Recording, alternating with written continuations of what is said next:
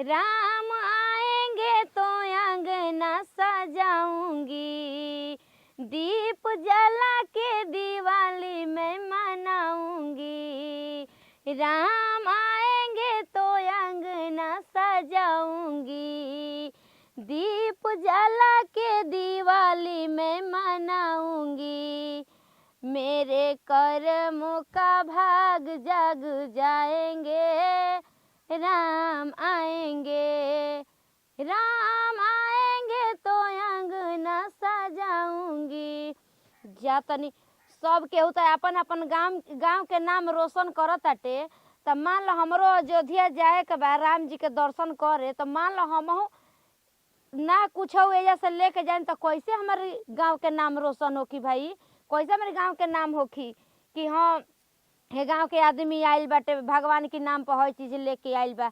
जा तनी घूम घूम के गांव में चंदा मांगे आ मांग के हमहू छोट चाहे बड़ जितनी औकात बा जितना उतना छोटी चुकी धनुष बनवा के राम जी खातिर के लेके जाई। ई होई ना कि हाँ लेके आइल बनी। जय श्री राम। अस्सलाम वालेकुम अब्बाजान, कैसे हैं? सब खैरियत है ना? अम्मी कैसी हैं? हाँ हाँ यहाँ सब खैरियत है। जय श्री राम। हाँ। ठीक है अब्बाजान। राम जी के नाम पर चंदा दे दो। राम जी के नाम पे? आपके जात वाले हमारे मस्जिद में चंदा देते हैं क्या? अरे बचिया अपने गांव के नाम रोशन हो कि हमके अयोध्या जाए के बा, राम जी के धनुष बना के लेके जाए के बा हमरा के। हम लोग का अल्लाह, हम लोग का भगवान दूसरा रहता है, आप लोग का दूसरा। हम लोग चंदा नहीं देंगे। अरे मोदी जी हमरा के न्योता देले बड़न, चाउर सहित न्योता मिलल बाटे।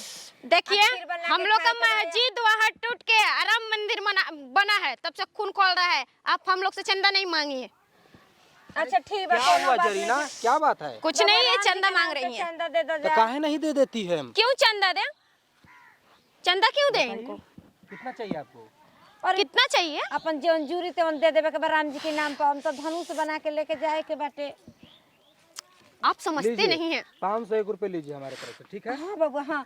अब मिल के बोलल जाए एक साथ, जय श्री राम। जय श्री राम।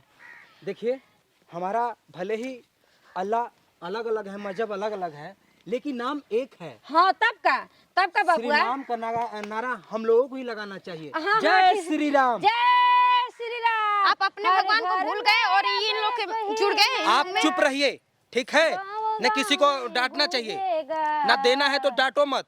ठीक है, तो वहाँ राम मंदिर बना है तो वहाँ हम लोग का भी तो मस्जिद बनना चाहिए था ना। शांत रहो, सब मजहब परिवार एक है। अरे नाम ही तो अलग है। और चलो तुम्हें हम बताते हैं, चलो आप। ठंडा लगता। बाप रे बाप, का तना बढ़िया सोचले रही जा कि 22 तारीख के जाइम जा राम अयोध्या में। हम के सब कोई व्यक्ति बाकी का करी जा, मोदी जी माना कह दिले तब नु आदमी ना गोल जाए दो। 22 तारीख के अपना घर में ना फूल से पूरा दिया से 100 दिया जराइम, पटाखा फोड़म। का करी जा, मोदी जी माना कह दिले तबे नु हम के कुछ ना कर पाइनी जा। जय श्री राम। जय श्री राम। कन्या राम जी के नाम पर चंदा दे दो। बैठी ना अम्मा जी बैठी। अरे कन्या तू ही अब चंदा लेवे के बाटे, पूरा गांव में हमके घूम घूम के मांगे। ए अम्मा जी देखी, चंदा मांगत नहीं तो हमके तो चंदा दे देम जा रहा। चंदा लेके कहाँ जाई? अरे नहीं मालूम का हमनी के मोदी जी न्योता देले बड़न, सब तरह के चाउर सहित न्योता मिलल। देखी उ जमाना बा बम फूटे वाला बात, हमियो के परिवार वाला जाए वाला रही जाबे कि ना गनी जा अम्मा जी।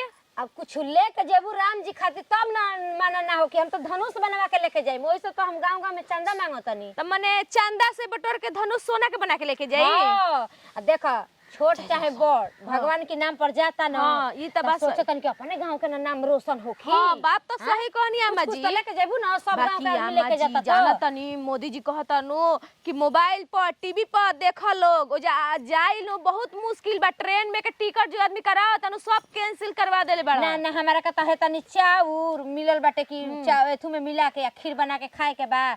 घर में भी छीटे के बाटे के घर में सब राम जी के बास होई ना तो हमारा पूजा वाला घर घर बाटे। चलो हमारे संगे। अम्मा जी देखी इतना जिद करत तनी तो हमार तो मन बा का उनका जाके पूरा सेवा दम दिल से करी, दम उनका चरण में जाके गिर जाए प्रभु श्री राम जी के।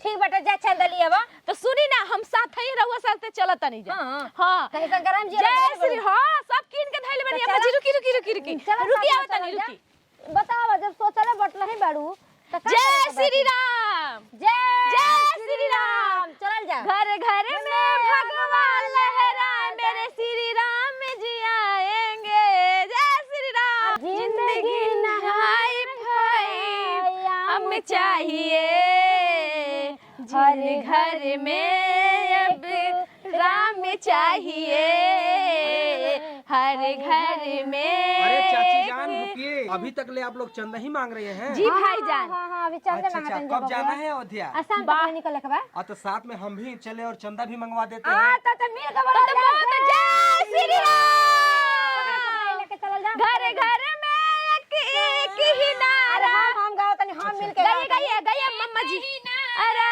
गूंजेगा राम जी के साथ में गाओते चलल जा चलिए चलिए गए अम्मा जी हम गाओ तनी हाँ गए राम आएंगे तो अंगना सजाऊंगी दीप जला के दिवाली मनाऊंगी राम आएंगे तो अंगना सजाऊंगी दीप जला के दिवाली में मनाऊंगी राम आएंगे तो अंगना सजाऊंगे दीप जला के दिवाली हम मनाएंगे चंदा हम लोग मांग रहे हैं। हां दी माता जी कुछ जय श्री राम जय श्री राम जय श्री राम अब एक ही नारा घर घर गूंजेगा भारत देश के बच्चा बच्चा जय जय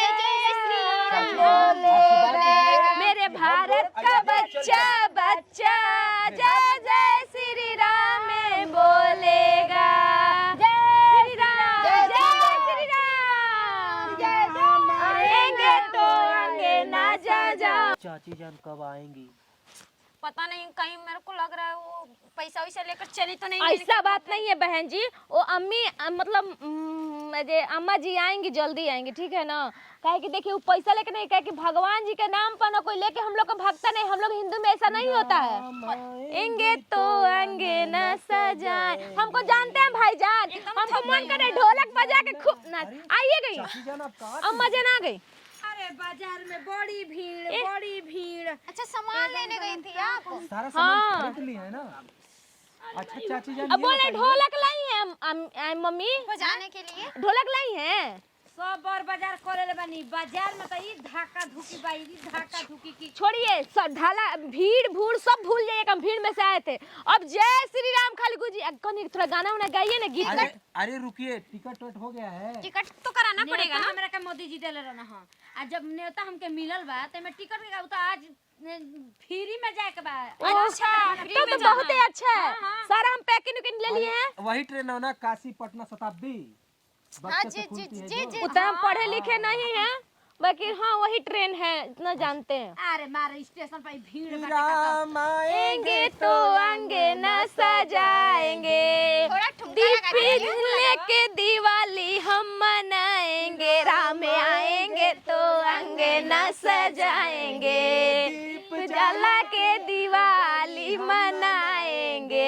राम आएंगे आएंगे आएंगे मेरे भाग्य से मेरे कर्मों मौका सारे भाग जग जाएंगे राम आएंगे आपको डांस करने आता है आप डांस करिए नहीं उतना नहीं आता अरे बैठ के तनी सीख लिखा जी, जी। ठीक। अरे सर गावल जी ना राम जी खातिर ए अम्मा जी टिकट मतलब एक कंफर्म बनो बताओ तनी टिकट के केहू पूछताछ करबे ना करी तो नेता ठीक हमके बा, मिलल बहुत बाटे अच्छा है। आ ओहू में ऐलान कर देले मने फ्री बाटे गाड़ी एकदम कुछ ना लगी अच्छी मैं बोल रही थी कि हम लोग तो मुस्लिम है हम लोग को ट्रेन में मतलब जाने देंगे वहाँ अयोध्या मंदिर में लिख के जाता रहू कि हम हई हई वो हिंदू मुस्लिम हो को कोई हो को हम लोग को राम का द्वार खुला है कोई जा सकता है भगवान तो एगो ही ना हो खेलन हो जी अम्मा जी देखा जा झोरा बैग अपन सर सामान कुलस्ती रखले रहिए जा ओ में आधा लोग चोरावे जाला त आधा लोग दर्शन करे जाला जी, जी। आजकल केकरा पके अरे बात तो सही कहा तनी अम्मा जी आप लोग हैं और हम हैं, जिम्मेवारी हम लेंगे ना। ना एगो मर्दाना संग हमनी के बटला ही बाड़न अरे चलो जाना लाइन तो ऊ लागल बाटे ना हमार तो इता देखिए जा चटकवाही करे आप ट्रेन लोग में चढ़े टेंशन मत खातिर लीजिए, अल्लाह हमारे साथ खाना है। का व्यवस्था है ना अम्मा जी अरे ये सब फ्री बटे। सब फ्री है। पूरा चीज का व्यवस्था है वहाँ पर। हाँ, सब एकदम सने मार। सुन लीजिए बहन जी। अरे काल को फीट के तो अगरबत्ती आइल बटे। हाँ हाँ हाँ हाँ जी हाँ। 108 ए फीट तू की को अगरबत्ती बरोदड़ा बा। से कहां से। इतना बड़ा ताला बना है, ताला चाबी ना अरे बोलने लायक चाची नहीं। जान, ढोलक झाल नहीं लेंगे, हम डांस उन्स करते थे। हाँ, बात तो सही है। हाँ सोना के गेट लागल बा ओइ जू। राम जी को जय श्री राम। श्री राम। जय जय श्री राम। बेर जब राम खाएंगे, राम हम आएंगे, राम आएंगे तो आएंगे, राम आएंगे।